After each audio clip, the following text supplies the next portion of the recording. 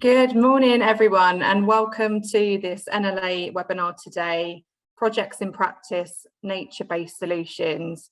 I'm Laura Collins, Project Director here at Stanhope, and I'm absolutely delighted to be chairing this event today on behalf of the NLA.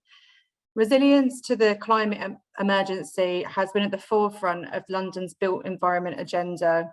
The sector has needed to respond with innovative strategies to building our urban fabric in a way to future-proof our communities for climate changes, while simultaneously trying to reduce future damage to our environment. Lord Debon, Chairman of Climate Change Committee, highlighted that adaptation and mitigation go hand in hand in NLA's recent publication launch, Resilient London, Confronting Climate Change.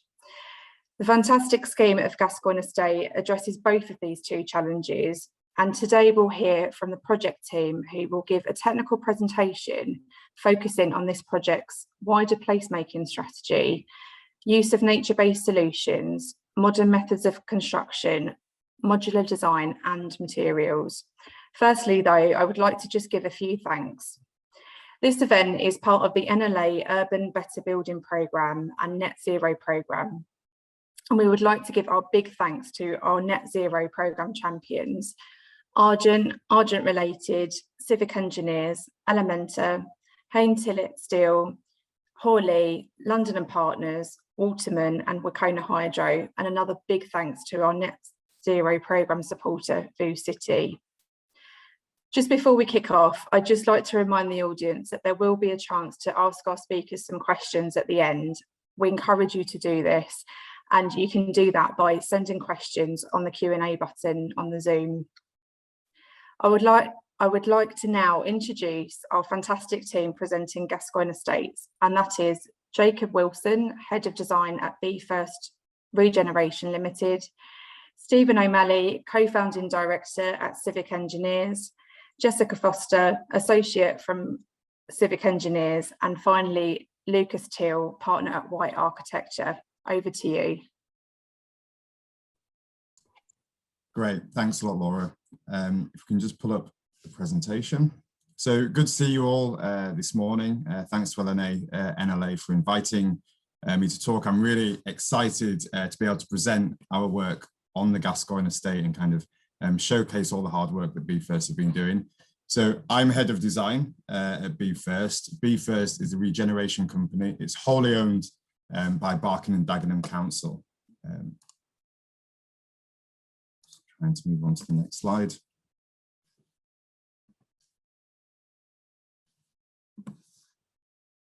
So we're going to go over technical presentations today covering placemaking and our approach to a number of the phases on the Gascoigne Estate. But I'm just going to start off by giving a bit of an overview from a client perspective of how we're clienting the project at the Gascoigne. So to start off with, just to orientate ourselves, this is the borough boundary of Barking and Dagenham Council. And as I said, we're the development arm for Barking and Dagenham, so wholly owned by the borough and work exclusively in the borough. This is a really fabulous drawing that we've done recently. It's in our local plan, which is currently out to consultation. And it shows all the kind of fantastic opportunities and ambition that exist in the borough for growth.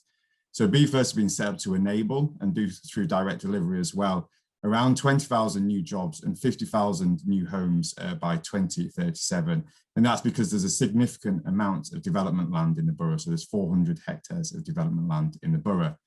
And as you can see on the plan that's on the screen, today we're going to focus on the Gascoigne Estate, and I've put a red dashed circle around where the Gascoigne Estate is. So it's to the west of the borough, it's adjacent to the River Roding, which you can see is the north-south river there, which is a tributary to the River Thames.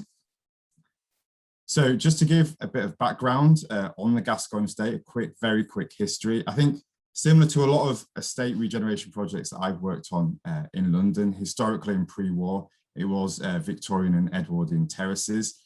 These terraces mainly homed workers who worked in industry associated with the River Roding and at Barking. Due to bomb damage in the war, it was redeveloped. So it was redeveloped by Barking Council in the 1960s. And you can see from the image on the bottom there and the image on the right, the type of 1960s development that the estate is currently made up of. So it's these large point blocks, which have this H-form plan, and then also combined with low-rise 2- and 3-story townhouses. And I think it's really interesting. We do a lot of conversations with our residents who have lived there for a long time. The kind of constant feedback that we get is about kind of negative perceptions of the estate. It's difficult to navigate, doesn't have a strong identity. Often the roads are dominated by cars. So these are issues that we keep getting told by our residents and trying to address through the regeneration of the Gascoigne. So just quickly going through the development timeline, I thought it would just be good to kind of show how large and complex these type of projects are. So it's the delivery of over 2,000 homes. It's a 31-year build-out program from when it was incepted. So 2000 was when the estate action plan came into force and the decision was made to regenerate the Gascoigne estate. And from that point, it's a 31-year build-out. So very complex, very long timeframes. But the key dates for us is 2015 and 2018. 2015 is when we got consent for Gascoigne East, and that was an Allies and Morrison master plan. 2018 was when we got consent for Gascoigne West, which is a master plan done by Fraser Brown McKenna architects. And it's those two master plans which is really governing everything that we do on the Gascoigne estate. So there's Gascoigne East and Gascoigne West. And we're consequently building out the reserved matters of those two master plans. But for us, it's not just about the kind of the master plans and building out those phases. The placemaking of the neighbourhood is really important to us as the borough and taking that forward with residents. So a couple of years ago, we commissioned White Architecture, civic engineers, Andy Roper to take forward a placemaking strategy. And for us, it was really important to think about the spaces between the buildings and how we kind of create better open spaces, better play spaces for residents living in the borough, but also how we kind of change the perception of it being a very inward-looking estate to kind of enable better movement through the estate, but also to the surrounding. It's surrounded by loads of wonderful assets, the train station, the river, surrounding large public spaces. We wanted to much better connect it to these surrounding assets. So as you can see on this fabulous image, which I think will come up a few times today, this is one of the main outputs of the placemaking strategy. You can see there to the top of the image where you have Barking Station, which is Barking Town Centre. There's a large development taking place there called Vicarage Fields. To the left of the image there, you have Abbey Grounds. Everything that we're doing at the Gascoigne estate is south of Abbey Grounds, so below Abbey Grounds on the image. So you can really see there the scale of the ambition for regeneration on the Gascoigne estate.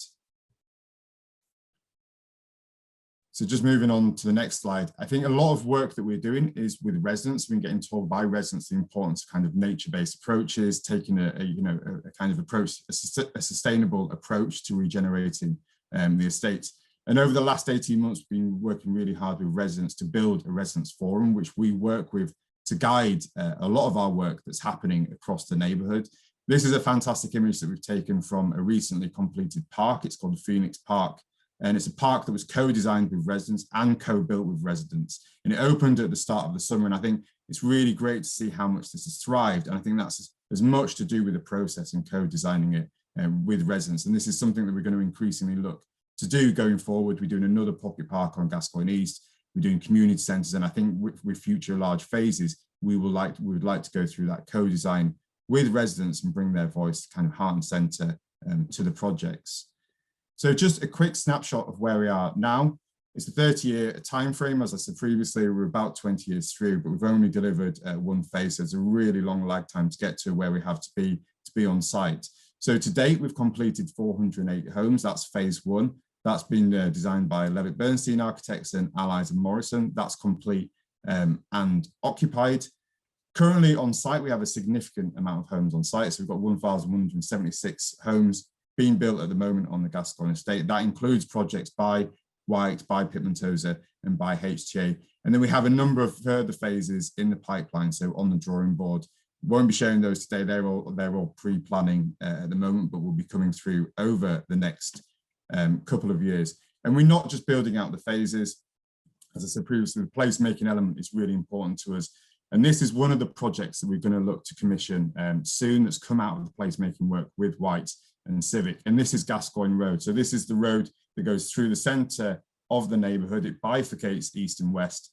And I find this image really inspiring. Currently, that road is dominated by cars. It's got a lot of traffic management, kind of poor traffic management infrastructure on it, which is really a shame because it's where two large schools open up onto that road, and it really is the centre of the estate. So this kind of demonstrates the placemaking projects that we want to take forward. So really thinking about how we prioritise cycle pedestrian movement, introducing tree planting, introducing new street planting and suds and swales and rain gardens, thinking about introducing play space as well. So rather than being this cause of severance, really thinking about it being the heart of the neighbourhood. So that's it in terms of the placemaking strategy. Stephen's going to talk a lot more about that and the kind of other projects involved in the placemaking strategy. I know Lucas and Jessica are going to talk more about phase 2. And the real reason why we're focusing on phase 2 is because it's one of the most ambitious phases of the Gascoigne Estate. It was commissioned around 2016, 2017 when B First kind of came into existence. B First started in 2017. So it's really kicking off with a very ambitious project.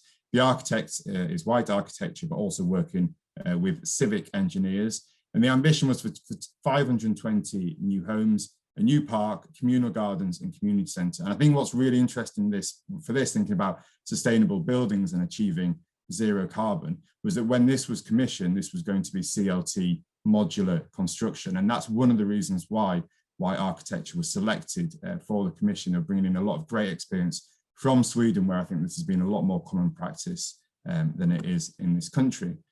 Sorry, that skipped 2 pages. So I think kind of during that commission and during the design development, one of the really difficult things that we faced was kind of changes to building regulations and moving away from timber. So we really wanted to lower the embodied carbon. Obviously, post-Grenfell, there were changes to building regulations. So the majority of our buildings on site at the moment are being delivered through concrete frame, so an RC frame. So it's disappointing to us that we have moved away from timber. We were going to be pursuing timber on scale on a number of projects across B First portfolio. So what we've been doing since then is really thinking about operational zero carbon. So this is one of the buildings on the later phases designed by Pittman Tozer, which is designed to be operational zero carbon.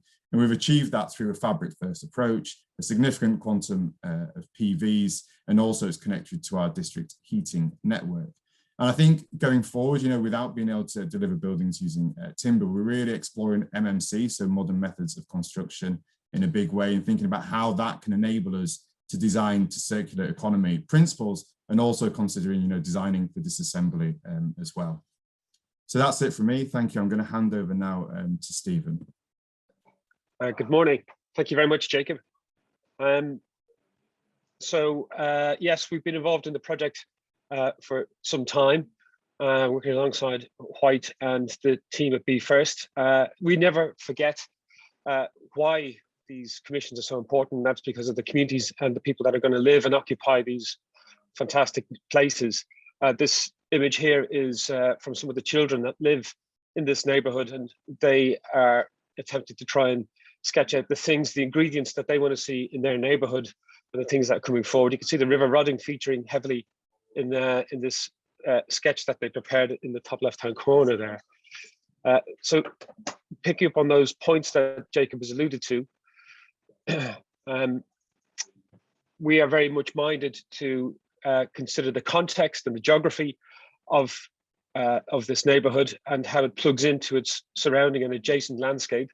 The River Rodding and the natural geographic processes or landscape is a key feature, or what we want to showcase much better in this proposal, in this neighbourhood, in this emerging, evolving place, and making sure that those qualities, those characteristics, particularly creating the opportunity to include nature-based solutions for the likes of water management, and creating amenity and the opportunity for biodiversity to colonize and humanize these streetscapes, landscapes, and the place as a whole.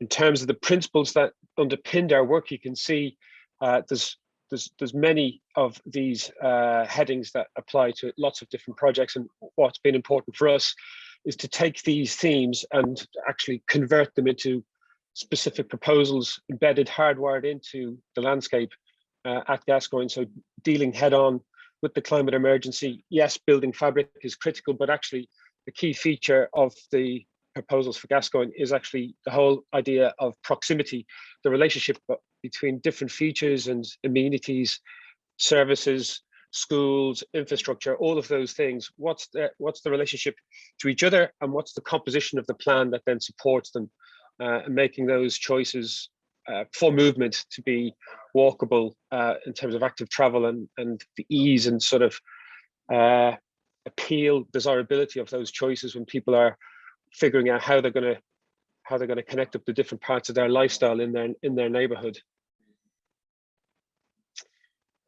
The urban morphology of Gascoigne is, like many places, has got a colourful development history.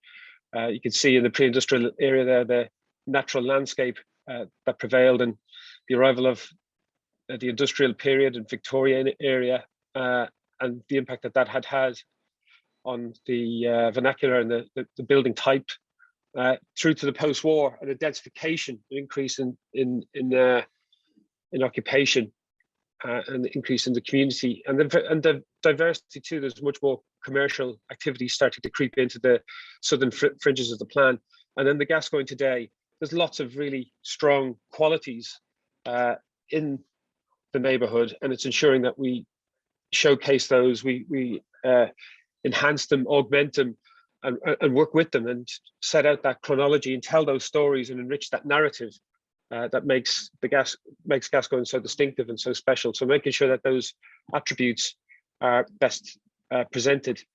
That manifests itself in a lot of its infrastructure. And this photograph here actually shows some brave soul trying to traverse St. Paul's Road. And you can see this technical plan on the right-hand side here, which is a passenger transport accessibility levels, a TFL tool that shows how convenient it is for different people to access public transport in their neighborhoods. And you can see that blue line on the plan is approximately along the line of St. Paul's Road. And there's a cliff edge almost in terms of the ease with which those people south of that blue line, south of St. Paul's Road, can access public transport. And in the center of that plan, it's a little bit blurry, but is the very well connected Barking railway station in the center of the town. And this community off to the south of the blue line, south of St. Paul's, are actually quite isolated and detached from accessing public transport. And St. Paul's Road in its current form is a major contributing factor in that severance. In reality, actually walking and cycling, these isochrones representing 5-minute increments in terms of isochrones, actually there's a huge amount that's well within walking range on the sort of typical walking speeds, albeit the existing infrastructure is not supporting those choices or certainly making them attractive. And similarly for cycling, there's a large range of local facilities, access to jobs, access to other facilities in terms of healthcare, education, whatever it may be, are actually well within a 15-minute cycle from the center of gravity, if we're considering Gascoigne as the center of those assessments, well within reach, if the infrastructure was better suited to make those choices more attractive. Touched on this already, but actually SUDS and the incorporation of SUDS, Jacob's already made the point about, as has Laura in her introduction, about the adaptability of our landscapes. And London has seen some extreme weather over the last few months. And what's required is a whole series of interventions at different levels.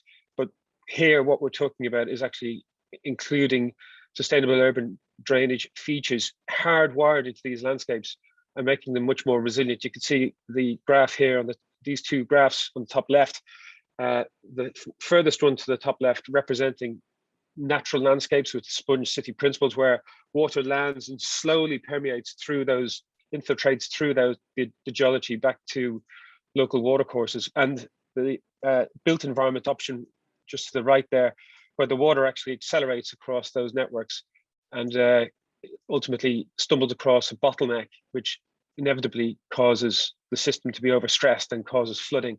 And these techniques, this is actually an image on the right-hand side here from White Hart Lane up in Haringey, where these techniques can be employed to address and ameliorate the worst effects of these extreme weather events. And these are features and devices that we're intending to apply to the streetscapes and public spaces in Gascoigne.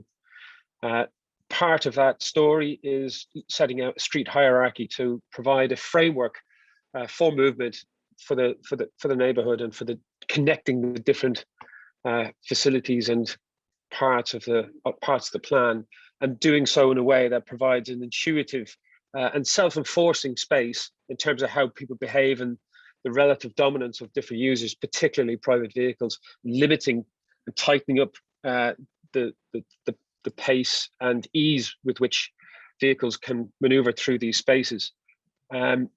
For the town centre street type, which St. Paul's Road would be one, we've been inspired by the Dutch sort of Fiat Strat method, and you can see here in this image, which sort of sets out the basic principles for such an approach, is looking at really tightening up the geometry. Any adjacent activity is at pavement grade, so whether there's some loading bays or parking, all of those are set at the higher level. So we're really pinching down the space that's made available for private vehicles, and that will temper behaviour and temper speeds, and give pedestrians greater confidence to be able to occupy those places. This is a local street type, so this is perhaps Gascoigne Road fits this description more readily. This image to the top right hand corner here is actually from Van Gogh in Stockwell in South London. Still accessible by vehicles, but doing so in a very subordinate fashion and feeling quite awkward in those spaces. But that then means that we can tighten up the geometry, and surrendered space is then available for the provision of sustainable drainage or other more positive features, rather than just tarmac and highway infrastructure.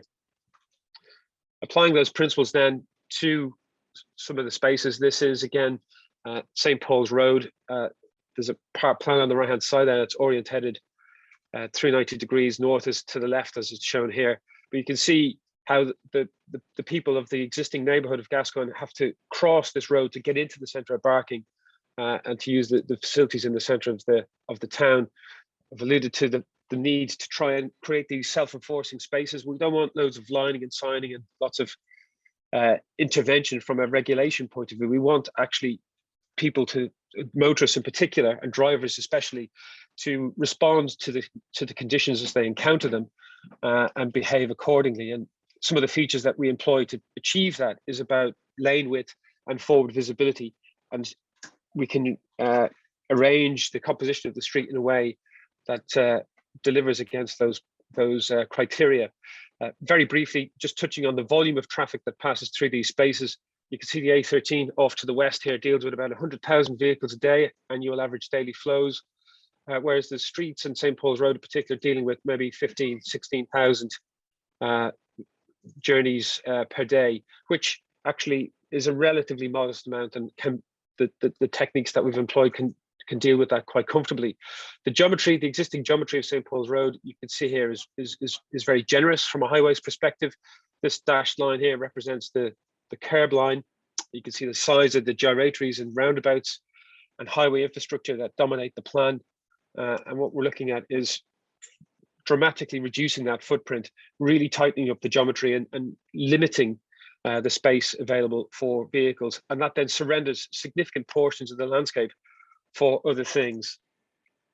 And that allows us then to include a lot more comfortable space for walking and cycling, but very importantly, the incorporation of green infrastructure in the form of suds and trees, and how we then use those features to structure and order the streetscape. And this is a current proposition for St. Paul's Road when those principles are applied to the space. Very quickly, I'm just going to go on to talk about another key route that Jacob had mentioned, which was Gascoigne Road, running north to south, bifurcating the neighbourhood. There are already some existing traffic management and speed reduction features included within the space, and it is interesting that there's some schools that sit on each flank of Gascoigne Road, and yet the environment there is still quite highway engineer dominant. It's quite a hard space. Doesn't lend itself readily to or desirably to wanting to spend time there on foot or not in a car. And what we're looking to do is to try, again, using green infrastructure to slow down the pace at which vehicles pass through there, and reorder it, rebalance the street such that it's much more attractive for people to want to spend time in there. This is attempting to try and use trees to limit forward visibility, tighten up the geometry, and create this low speed environment, making it much more attractive for people to spend time in those spaces. And again, providing a much more attractive setting for the schools and increasing the likelihood of parents and children choosing to walk or cycle or scoot to school on a typical school day. And that this are typical sections of the geometry associated with those types of choices. So at this point, I'm going to pass over to Lucas to talk more specifically about Gascoigne East Phase 2. Thank you. Thank you, Stephen. We have talked about qualities in the public realm, and we are all about that. We are a Swedish company, so we come from a Swedish context. You could call it the Scandi context, and we were fortunate enough to be able to invite Be First over to study this firsthand in Stockholm, in Malmö, and in Copenhagen. Let's see if I can change slides here. Yes, oops, that was a bit too quick, sorry. So when we came to the estate, we found tarmac, fenced in green, and dilapidated buildings. And we normally ask first, what can we reuse, reclaim, and refurbish? And the answer here was almost nothing. Although, as you've seen in the placemaking strategy, we have made more use of those skills.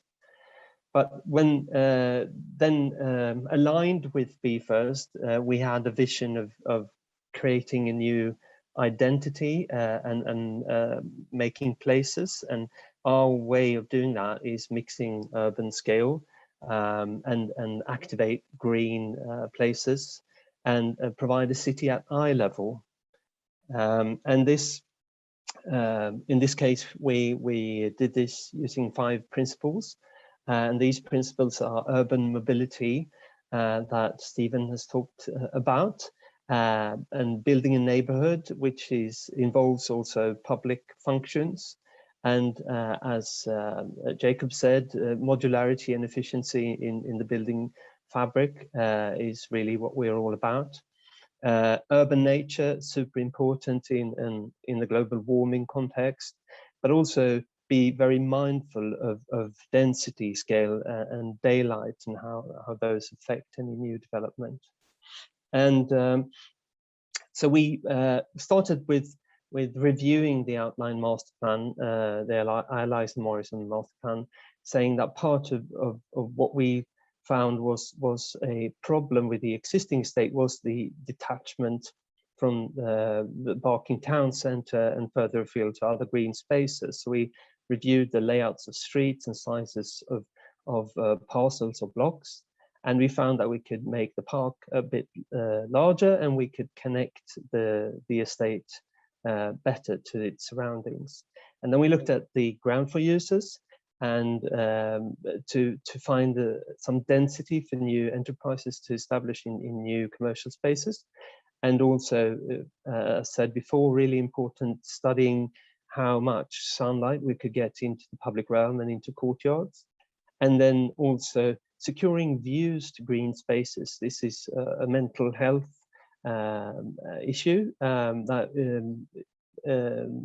is underestimated in many cases. Also secure eyes on the street, making it a safe place.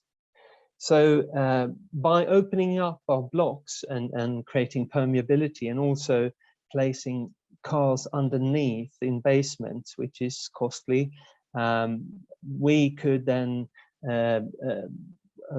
create an undulating landscape, if you like, where buildings and courtyards are created from the buildings surrounding them, then form a gradual shift from private to public. And as is very common in the Scandinavian context, buildings are sat back to pavement, so there's no green buffer. Instead, the privacy is provided by a level change. We then looked at how can we be super rational. So we applied a 7.5 meter grid on top of all the blocks, saying that that's optimal for car parking underneath the buildings. At this point, we were the brief told us we had to accommodate lots of cars, so this was important.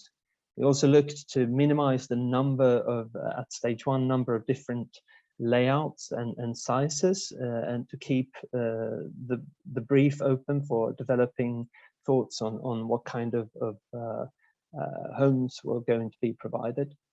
We went on saying that modular is not boring. You can actually apply almost any facade cladding onto a modular building or a rational building. And we then looked at the variety provided further to the north in Barking Centre, excuse me. And this is then the outcome and our ITT proposal, showing this variety and the park that is a very important feature in that. So building a neighbourhood, it's very much about what we call public luxury, which is creating a range of very useful spaces where people meet, socialise, are active, and also providing the foundations for a green identity. So supporting the existing ecology, but also providing a good ground for future biodiversity. And we talk a lot about ecosystem services, and these are, of course, about microclimate, regulating and about CO2 reduction and sequestering and bettering the air quality and reducing noise. And as Stephen also talked about, water management on site, so infiltrating on site. And when we do public engagement, we feel in this case specifically, there was almost no community left because it was all demolished in this end of the estate. So what we do is we reach out to the younger part of our society and we say, where girls feel safe, we do this Places for Girls workshop. Where girls feel safe, well, everyone, no surprise, feels safe. So this is a photo from our engagement with the Greatfield School in the neighbourhood. And this is one of the CGIs from that, the outcomes. And here it's scaled back in terms of materiality, but we are introducing different materials to break down the massing slightly. And if you look at the courtyards here, you can see that we have also introduced at high level a shift in materials and light cladding to the courtyards to reflect light down into those courtyards. And the courtyards are, it's a tenure blind design where courtyards are shared by different tenures. There was a shift, as we all know, in the fire eggs. Jacob touched on this. In the first instance, this wasn't very onerous for us because we were working to this very rational grid. So we just said, well, we can use concrete instead of CLT. It's unfortunate, but it doesn't have a really big impact. Next step, however, was that there was quite a costly uplift coming from meeting the new fire eggs. So when engaging with the contractor, we took the opportunity to not only redesign for an RC frame, but also up the density on the floor plates, if you like, so to lower the buildings. And at this time, we could also omit basement parking, which was a very big step forward. So all in all, less carbon, embodied carbon than the previous concrete design, but given we wanted to go for CLT, it's more. But then these are then more recent CGIs. It's all coming out of the ground at pace at the moment. But we see the very important park, Gascoigne Park, and the new building surrounding it. And there's that one, didn't it? Yeah. This is a CGI from the courtyard, and again, looking at the context, we are, as Jacob mentioned, we are working with and have been working with Gascoigne West Phase 1 and 2, and this placemaking strategy that is taking our thinking and efforts to support the existing community and tie the Gascoigne Estate together with its surroundings further afield to the next step. And then I would like to end just showing some CGIs from West Phase 1, and if it comes up, yeah, West Phase 2, and just some finishing words. I think this has been an ongoing journey for us together with Be First and Civic and everyone involved. We are Swedish and we've been active in the UK for 7 years now. But what we believe in is to be able to deliver successful, sustainable projects, we rely on stakeholder involvement on all levels, transparency really important, and keeping an open mindset and continuous learning. And we have been fortunate to do not only one, but several projects for Be First, so we could apply that learning directly into the next project. Thank you. Jessica Foster, please, floor is yours. I'm Jess, I'm a structural engineer, and I have been one of the lead structural engineers on this project since we first joined forces with White back in 2018. So I've seen it through all of its iterations and lives. As has already been mentioned, the project ambition was always to be as environmentally sustainable as we could manage. In structural engineering terms, we measure this in embodied carbon, which is a function both of the materials we've actually used for a project and the volume and quantity of those materials. As a practice at Civic Engineers, we embrace retrofit first to extend and build upon existing structures. But in this location, it wasn't possible owing to the limited structural capacity to add loads and extend, but the very poor condition of the existing building stock. So this was ruled out within the master plan phase.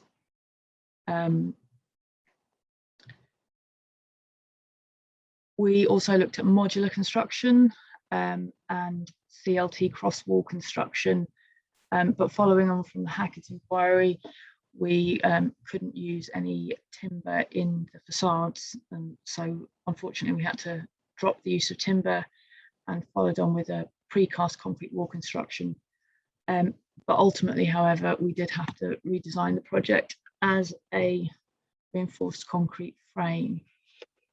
Concrete, or more specifically the cement within concrete, is a very high energy, high carbon material, and it's hard to avoid that. But it's also, reinforced concrete is incredibly flexible and you can do a lot with it. So there's huge opportunity to be quite creative in how you do this. And we approached the revised plans using principles of lean design, so basically using as little material as possible. The big blocks of colour you can see here on the right show roughly typical proportions of where concrete in a building is used. So the big blue square, about half of the total is in the slabs, 20% each in the walls and the foundations, and about 10% in the columns. So you can see that focusing on reducing material in slabs is going to have the biggest impact on the overall structural scheme materials. Another really key principle of lean design is keeping it simple. Simplicity is great, and columns that go all the way to foundations without moving are simple. As soon as you introduce any kind of transfers or movement of those columns, the material cost and the complexity is huge. So in this example, transferring at first floor is equivalent to adding 2 additional stories onto the building. And when you compare it like that and see it like that, it's very clear that it's a great cost. So what we did in order to kind of find to see where the best gains could be made and which factors most impacted the quantities of embodied carbon in the design, we analysed a lot of different structural schemes. Here's 3 with different, very idealised, very rational, very theoretical column grids, but based on one of the E2 blocks, and analysed each of these for their material costs, but also with different slab thicknesses in each, because there's no point pushing a 200 thick slab if the payoff is an unbelievably high amount of uneconomic reinforcement. So that, you know, there can be very little benefit to a slender slab. Oh, there we go.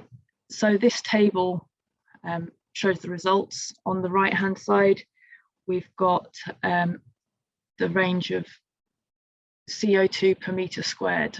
So basically how much carbon is in each equivalent square metre of the floor slab. And it ranges from 136 with a small 5x5 metre grid, and using 70% GGBS concrete, so a huge amount of cement replacement, all the way up to 283 using an average mix and long spans. So the pattern's quite clear. The more GGBS you can use, the better, and there is a payoff with using a smaller grid. We couldn't impose quite such a rigid grid on white. We do like architects, really. And so we worked with them to create a layout that looked like this. Most of the columns are in the facade or in party walls, but a few we did have to work with white to accommodate within apartments. And they've built apartments around them, used them to build kitchens off. Crucially, none of these actually transfer at ground floor, so quite a lot of coordination was needed between the ground floor, where we had large lobbies and commercial spaces, and the apartments above.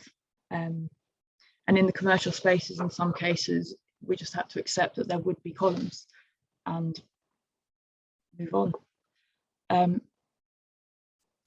We did the same analysis on that actual as built building using the same analysis system, and the results we got comparatively were using the average mix, 220 kilograms per square meter, and using the 70% GGBS mix, 155. So we're in the top third there of results, and based on the fact that about 25% of the frame is the high GGBS mix in reality, we think the total is somewhere in the region of 205 kilograms a square meter, which if you look at the theoretical range is pretty good.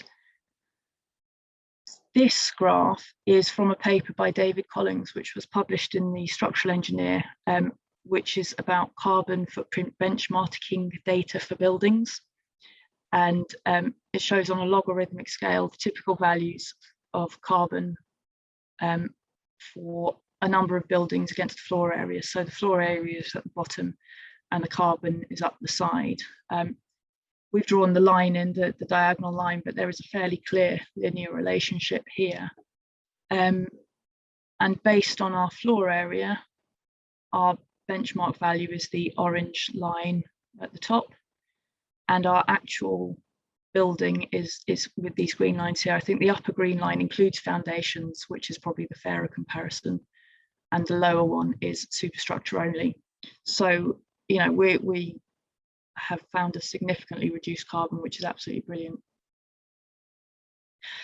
Another significant element of our structural, or not of our structural, of our engineering scope for this project was in the drainage design. This chart shows the 4 pillars of SUDS design, which are water quality, water quantity, amenity and biodiversity. And our ambition was to deliver all of these within the streetscape.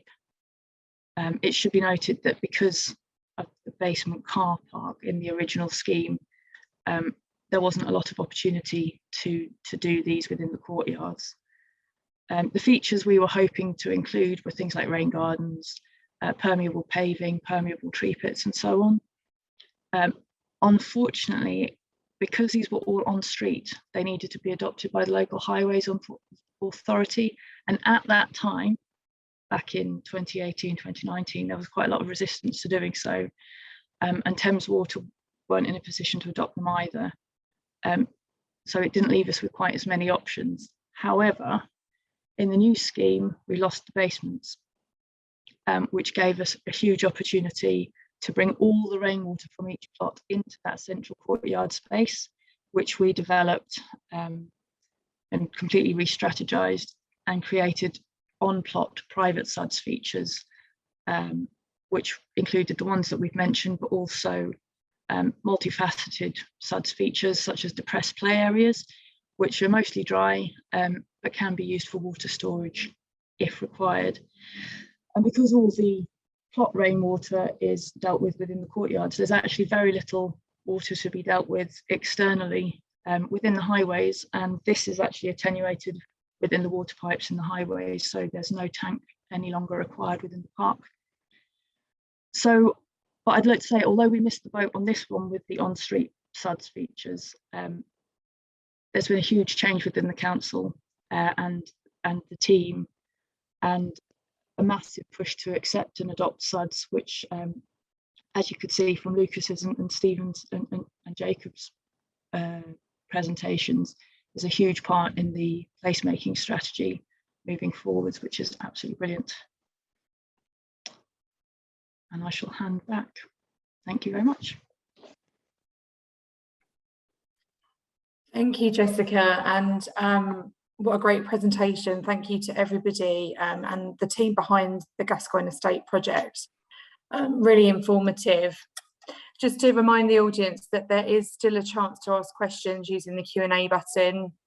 We'll now bring the panel back together again and kick off with the first set of questions.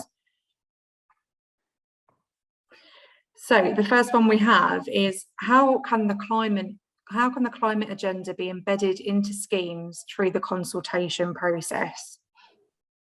Is there anyone in particular that likes to take this, or a bit of both? I'll go for it, Jacob. Yeah, I can have a go at this one. Thanks, Laura. So I think, you know, this is becoming a bigger issue for us, and partly it's driven by residents and what they want from their neighbourhoods and their homes. I think there's a lot more awareness of it, and I'm finding that increasingly through the consultation that we're doing. We've recently appointed a sustainability manager client side, and actually she's working a lot on resident consultation and doing workshops with residents to kind of inform them of the wider issues and how they can play out at a project level. So similar to with design workshops that we also do about upskilling and raising awareness of design issues with residents so that they can then comment on planning applications or work through co-design processes. We're now taking a similar kind of process with the sustainability agenda. So having those kind of wider discussions with residents, and then thinking, you know, Lucas showed some really good principles around sustainability and actually connecting it. So connecting the broader sustainability agenda to those design principles that can be embedded at a project level. So I think we're doing that work, but as I said at the start, you know, a lot of our residents are driving this agenda as well. So I think there's a lot more kind of awareness of flooding and the need for SUDS. There's a lot more awareness of the climate emergency and therefore thinking about zero carbon buildings. So it's really good to see that push from the resident side, as well as us working through our consultation to kind of upskill and empower residents to inform those decisions. Thanks, Jacob. And I think it helps if everyone's bought into the ideas as well, isn't it? Jessica, one for you. Are you seeing a wider uptake of adoption of SUDS, etc., within council and highways? Yeah, I think so. I mean, I think as we see the benefits more, and people understand it more and see what it's about, it's definitely becoming more and more popular and more acceptable, and then that drives itself. So it's a very positive movement. Barking and Dagenham have totally taken it on board, and as you see in all the in the placemaking strategy for the later phases, it's absolutely full of SUDS schemes in the placemaking stuff. Thanks, Jessica. Another one for the panel. How is the proposed infrastructure designed to connect beyond the scheme to maintain an active travel from Gascoigne Estate to the rest of London? Go for it, Stephen.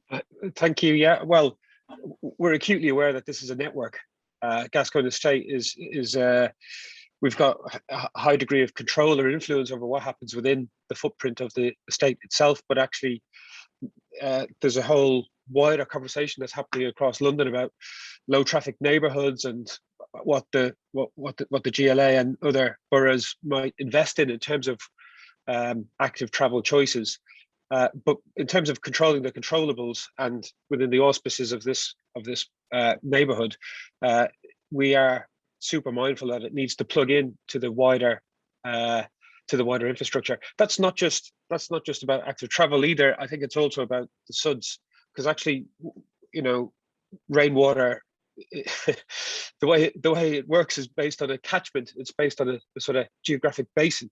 So we need to just be mindful of how Gascoigne sits within that wider catchment, and be very cognizant of how gravity and geology are taken into consideration when laying those out. To reinforce the point that Jess is just making now with regards to the adoption, I think one of the major issues for adoption has always been about ongoing maintenance and the costs associated with SUDS features and what local authorities might then be left to maintain and how that might work. And it does take time, but I do believe that there is a growing momentum with the pursuit of these, and actually looking across the UK, whether that's the Greater Green Scheme in Sheffield, or some of the really great work that's happening in Wales, like the Greener Grangertown scheme in Cardiff. People can see the adoption officers, the highway engineers across the UK, across the different boroughs, can see examples from elsewhere that have been in existence for 5 or 10 years and can empirically gauge the impact and costs associated with those features. So I do think it is gaining in momentum. Thanks, Stephen. And the last one that's just come in before we close today, with regards to the maintenance and community buildings, have you included or considered opportunities for the local community to take a long-term stewardship role of some of the green spaces within the project area? Thanks, Jacob. I'll take that one as well, Laura. So yeah, I think as I showed in the presentation, Phoenix Park, which is a recent pocket park that we've co-designed and co-built with residents, that's really enabled that resident group and the resident forum to take ownership of that space. So that is really critical to us. We're actually recently done on phase 2, there's a community centre within that plot. And similarly, we've co-designed that whole community centre with residents. So I think rather than, on previous phases, we've just gone through kind of rounds of consultation. We are now doing much more of an iterative approach with residents. So it started with Phoenix Park, which is now open. And actually that does have long-term stewardship from residents because they were part of the process. Now we're doing it with the community centre. We've got another park coming up, and we are going to do it with future phases of the housing as well. So it's a recent thing on the Gascoigne Estate for us, kind of taking this co-design approach, but it is central now to how we work in to kind of have that long-term ownership from residents who live on the estate. Thanks, Jacob. And unfortunately, we're now out of time. But again, thank you to everybody who contributed to today's presentation. It was fantastic. And also for NLA for putting the event on. We'll have a short poll now for the audience to give some NLA some feedback. We really do encourage you to do this because it makes it really useful so that NLA can plan the future events. But once again, thank you everybody for joining us today, and I hope to see you soon.